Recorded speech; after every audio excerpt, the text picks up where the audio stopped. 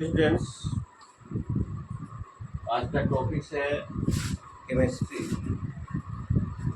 Concentrated acid regular diffusion. शायद हम confuse किया करते हैं कि सांद्र एसिड और तनु सांद्र अम्ल और तनु अम्ल में क्या अंतर होता है। आज हम आपको यह बताएंगे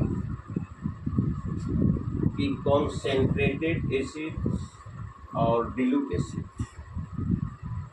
मार्केट में जितने भी उपलब्ध हैं डिब्बाबंदीकरण में, वो सब क्या है, कॉन्सेंट्रेटेड एसिड।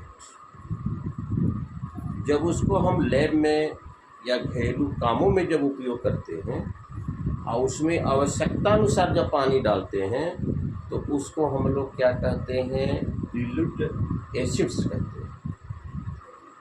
और आपको एक चीज़ ध्यान देने की बात है कि अगर आप इसमें आपका वाटर है, इसमें वाटर है और इसमें पहले से एसिड है, पहले से एसिड, तो इसमें अगर वाटर डालें तो क्या होगा और इसमें अगर एसिड डालें तो क्या होगा। इसमें एसिड डालें और इसमें वाटर डालें। डियर स्टूडेंट्स, ऐसा सलाह दिया जाता है कि वाटर में आवश्यकता अनुसार एसिड को डालते जाए तो किसी प्रकार का हानिकारक, किसी प्रकार की विध्वंसकारी घटना उत्पन्न होने की संभावनाएं नहीं रहती। लेकिन अगर हम लोग एसिड में अगर वाटर को अगर डाल दें तो ये तुरंत ही अस्फलित हो जाएगा और जो एक्सपेरिमेंट करता है हो सकता है उसे कुछ नुकसान भी हो सकता है। इसलिए सलाह यह दी जाती है कि वाटर में एसिड को आवश्यकता अनुसार धीरे धीरे डाला जाता है और एसिड में वाटर को कदापि नहीं डालना चाहिए, क्योंकि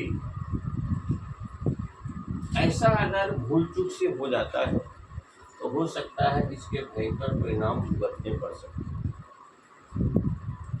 इसलिए ऐसा आपको सलाह दिया जाता है कि ऐसा आपको कभी नहीं करना चाहिए, क्योंकि इसका कारण यह है कि सांद्र अम्ल में जल मिलाने पर उत्पन्न हुई ऊष्मा के कारण अम्ल जल मिश्रण उछलकर बाहर आ सकता है और हमारे शरीर को नुकसान पहुंच सकता है। अत्यधिक ऊष्मा उत्पन्न होने से प्रयोग में उपयोग किया जा रहा कांच का बर्तन टूट भी सकता है।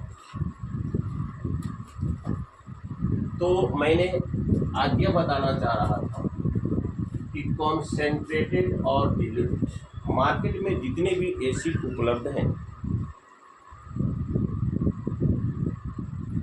उसमें उपलब्ध जो अम्ल, शुद्ध अम्ल का अनुपात जो अधिक होता है तब उसे हम लोग क्या कहते हैं, सांद्र अम्ल।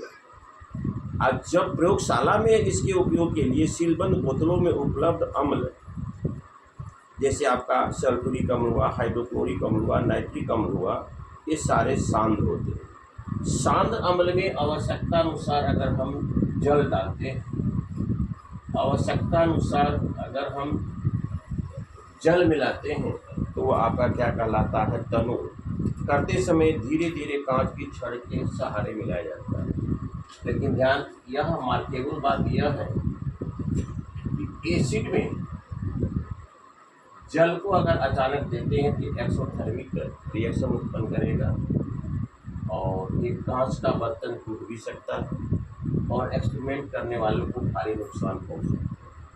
इसलिए सलाह दी जाती है कि जल में धीरे धीरे एसिड को मिलाया जाता है, इससे कोई नुकसान नहीं होता। तो कहने का तात्पर्य यह है कि मार्केट में जो उपलब्ध जल की मात्रा नहीं के बराबर अल्प है। द्रव अवस्था में उपलब्ध वह अम्ल जिसमें शुद्ध अम्ल का अनुपात अधिक हो और उसमें मिश्रित जल का अनुपात अत्यंत ही अल्प होता है, उसे कहते हैं कॉन्सेंट्रेटेड।